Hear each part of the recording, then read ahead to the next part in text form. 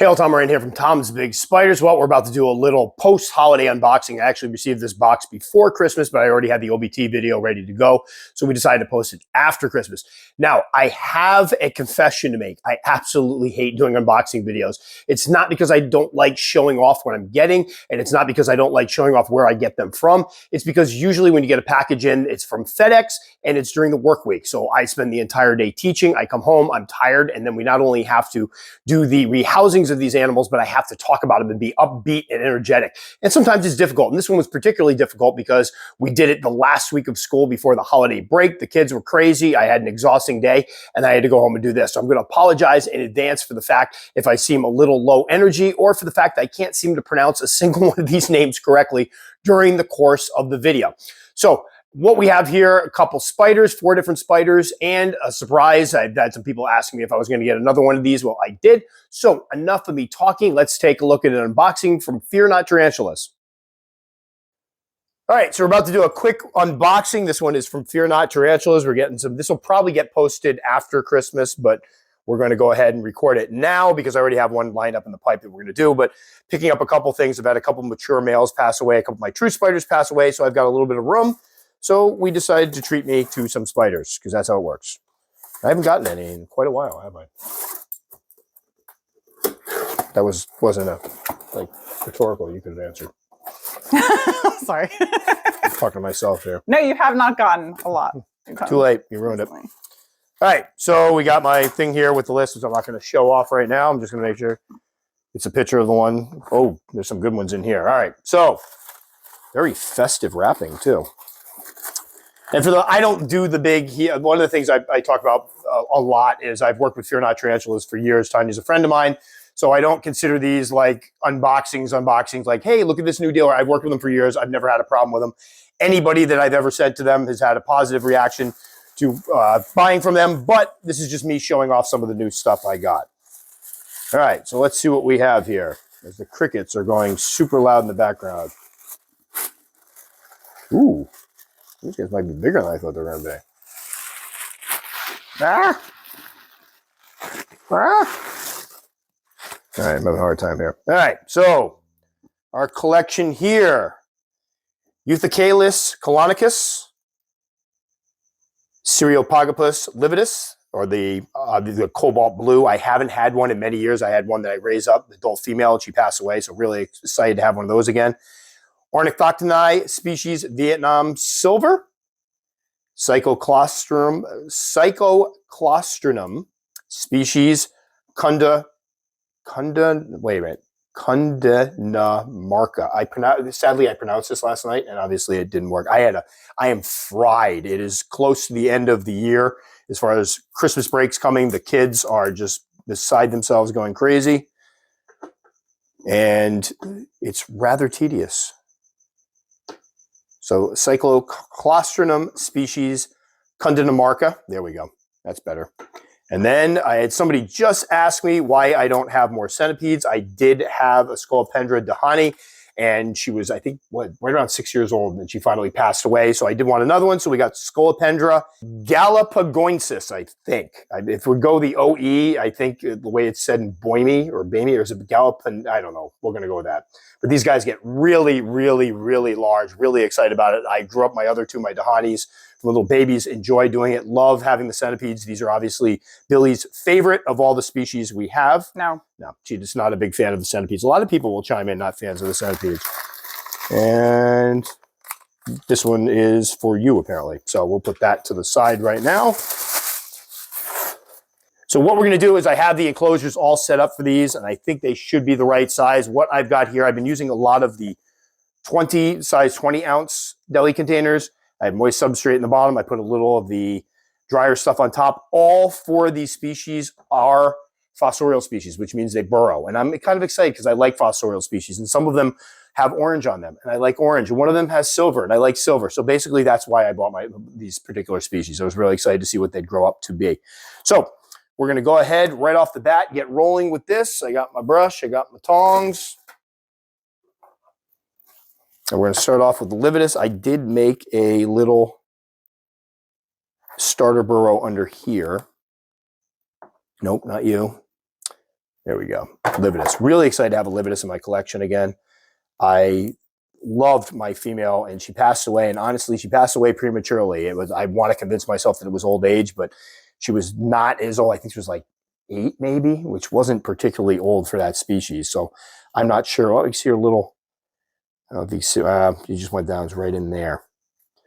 And my last one grew, quickly. It was an awesome little spider.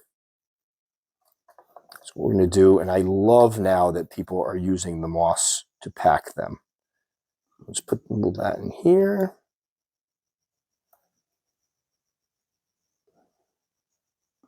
Out here. There's a spider. Cute little booger. You almost see the striping on the abdomen.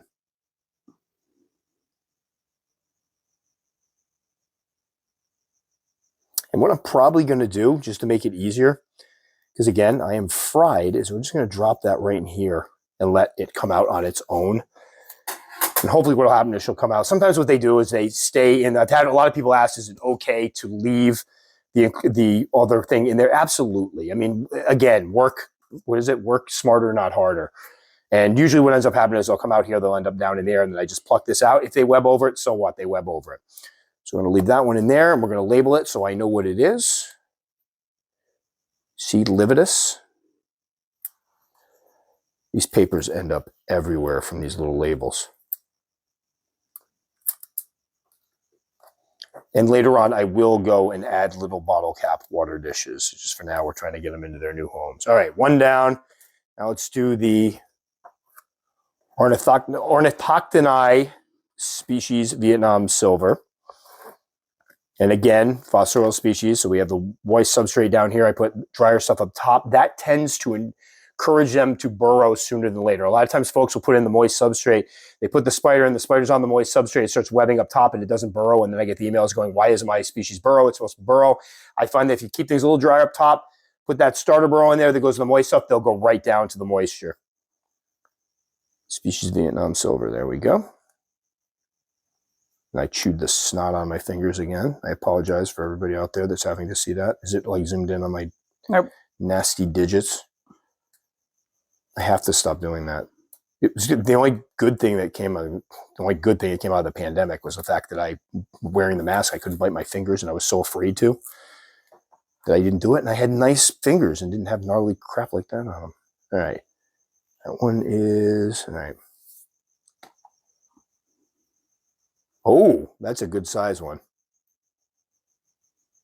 All right. Let's hold off on this one for a second because I do have a larger container and I think this one's going to need a larger container. So let's just put this, actually, let's just get this thing over here. The old, was the Boy Scout model, be prepared. That's what I got here. I actually set this one up just in case. Although most the dry stuff on top seemed to have grabbed the water. I had another. There we go. So what we're going to do is put a piece of cork bark in here. We're going to make a little starter burrow underneath it. I'm going to toss in a little bit of moss, which is not wet. I forgot to moisten this down. Hold on one second. And it's always a good, obviously, for folks who are just starting to get into tarantulas, you're not going to have what somebody like, I mean, I've been doing this for now, what? We're a decade, forever. I think, forever, yeah. And I've always got stuff on hand because you'll always have little vials around. You'll have extra containers. Like if I didn't have something for this, I could easily run into my garage and find something for it. However, once you spend some time in the hobby, you'll see, just like me, you'll collect a bunch of different enclosures that you'll have at hand should you get a spider that's either larger or smaller than the one you were expecting. You got to be ready for both ways. I alluded to this before. My son Ronan and I, back when he used to record my videos, did a whole video on how to prepare when you're getting tarantulas in. And unfortunately, Ronan had bad allergies and sniffed through the entire video. So I never published it. Oh, wow. There it is, right? I don't know if you can see the little dude. I'm going to put this in here to make this a little cozier. You see it? Right there. And she's like, or he, I'm hoping she. Let's see if I can get the little brush and a little bum. Nah, probably not.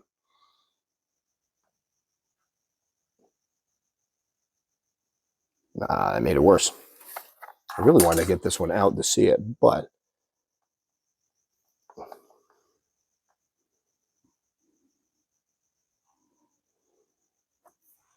oh, there we go.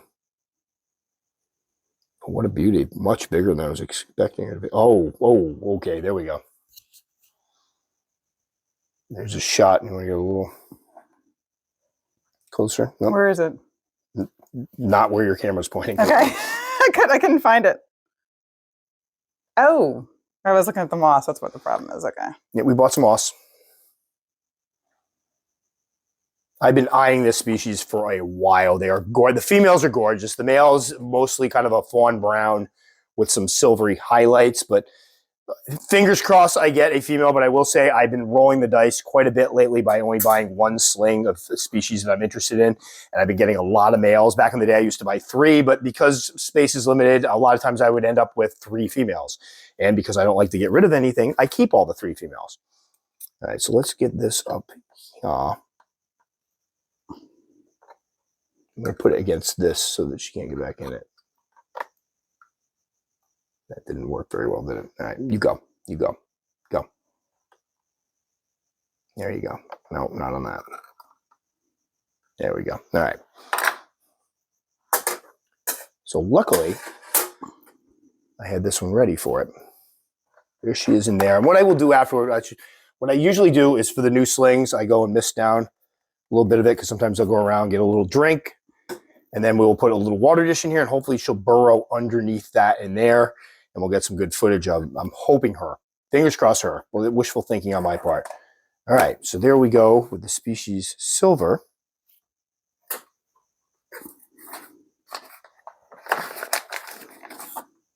And where did I put the thing for that? It's P. murinus. No, that was the one I ran off. Oh, nope, nope. There we go. All right.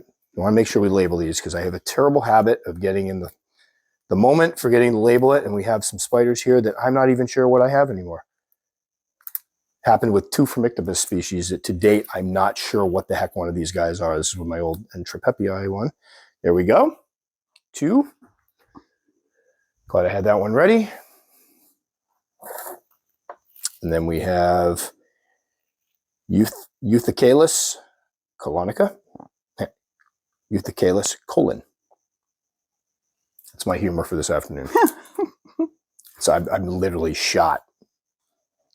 It's because anybody that works in schools knows what I'm talking about. That week before you go on Christmas break or holiday break, holy geez. And I'm making my kids work, and they're all like, think the last week should be a party. And I'm like, no, we got stuff to do. I told them years, whoa. All right, that one is probably going to go into something. So we're not going to show this one because I'm going to this is a little too large for on that size, but I don't know if you saw it.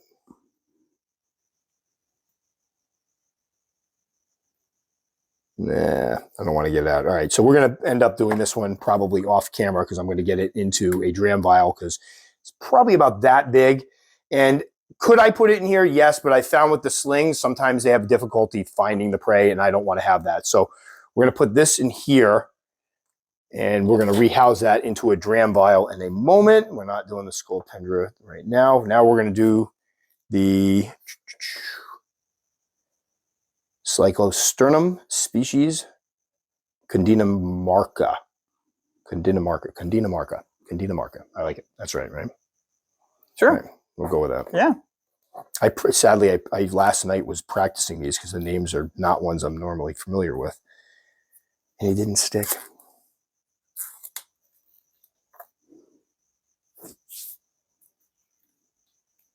Oh, this one looks pretty good size too. Oh, the cundinamarca is might be rehousing this one sooner than later.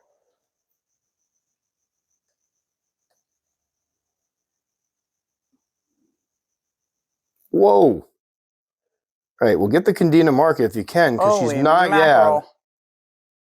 Yeah, that's a big one. What a beauty! The colors of this. I think this is the one that has orange and bronze on it. Anytime you have orange, you've got my attention. I obviously love the orange spiders. So what we're going to do, this one's going to go in the same size enclosure that we just put these species silver in. And I have one up here, but I did not fill it with dirt. So I'm going to have to go afterwards and get some dirt. But we're going to go ahead and put that one back in to here. All right, so we're 2 of them that we're going to have to wait for now. All right, let me get this on. And then last but not least, this over here.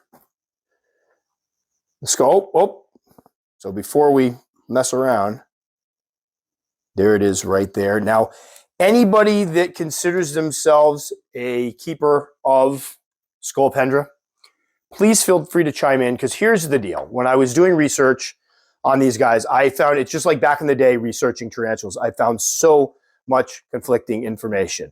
And it seems like with the centipedes now, we're starting to change how we keep them. Back in the day, it was all about humidity, keeping them moist. Now we're finding out that you can't keep things too moist up top. That's not good for them. So you want to keep the top a little drier. For this species, I read keep half of it moist. So what I did was like half of this is actually moist with dry on top, half of it's dry, and gave it kind of a place that it could seek the moisture level it needed. And we've got some hides in here for it to hide around, because they're supposedly more active when they got things to go around and hide. These guys are supposedly very active hunters at night. And what I'm going to do is I'm going to place 2 little water dishes in here for it. So what I'm going to do moving ahead is keep part of it moist, the substrate moist on one side, let it dry out on top, and then keep the other side dry and see how it goes. But for anybody chiming in, I got some good information, a lot of good information, looking things up that I was pretty pleased with, but then, and again, in the back of your mind, you listen to all the conflicting information and you worry. So we'll see how it goes. Let's get this one out of here. Maybe we'll let Billy do this one. Everybody's always asking for you to do a rehousing again. Yep, nope. This would be a good one. Where I'll take a C maculata over this. Yeah, pretty late. There it is right there. So we're not going to mess around with that. We're going to put that right in here. We're going to go grab this.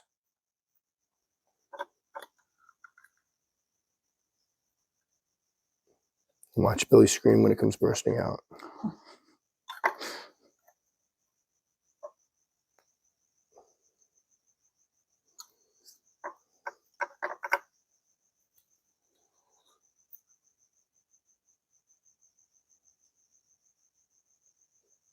I'm assuming it's in there somewhere.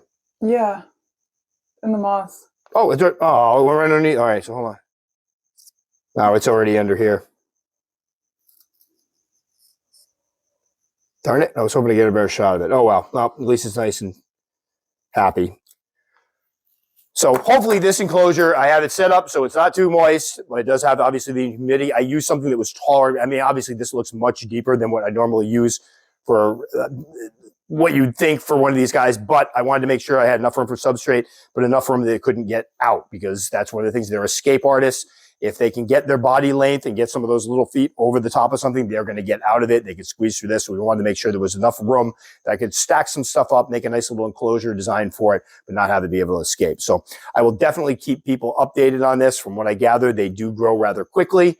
And obviously, I loved my Dahani, and she was right around the 10-inch mark. And supposedly these guys can get to be 12 inches. We'll see how it goes. I hope Billy's making a face right now, but I'm excited about it. So there we go. All of them rehoused. Well, okay. 3 of them rehoused, 2 of them not rehoused. What is it? That one's going to go in the big one. So unfortunately, I won't be able to show them all off, but maybe afterwards I'll get some pictures of what I put them in. But thanks to the people at Fear Not, really excited about growing these ones up, really excited about having some new fossorials. And as usual, once I have some experience under my belt with them, I will do some husbandry stuff on. But for the time being, it's just moist substrate for the most part, lower levels moist, top levels dry, hide, some moss, and they will be getting water dishes, and they should do just fine.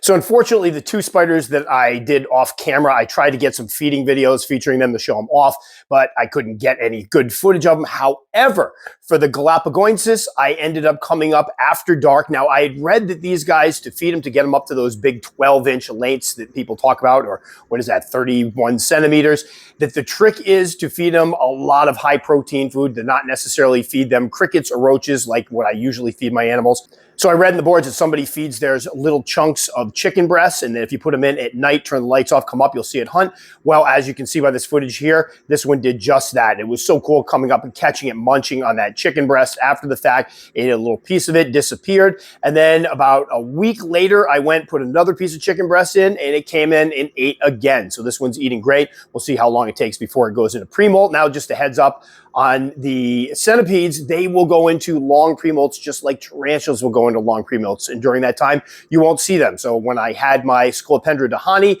it freaked me out because I fed them, they were eating great, and then they both disappeared. One of them disappeared for several months before coming out quite a bit bigger. So just a heads up there. And then again, for those of you who have raised these up or raised centipedes, I'm still taking information on them. I've done my research, I've compared a bunch of it, but I still would love to hear what you have to say about them. So that will do it for this one. As always, if you'd like to subscribe, click the circle up in there. I'll put some more videos over in here. If you take the time to comment, I will take the time to respond. No, they can take me several days to get back to you. Guys, I hope you all had a safe and happy holiday. Happy New Year. We'll catch you all next time.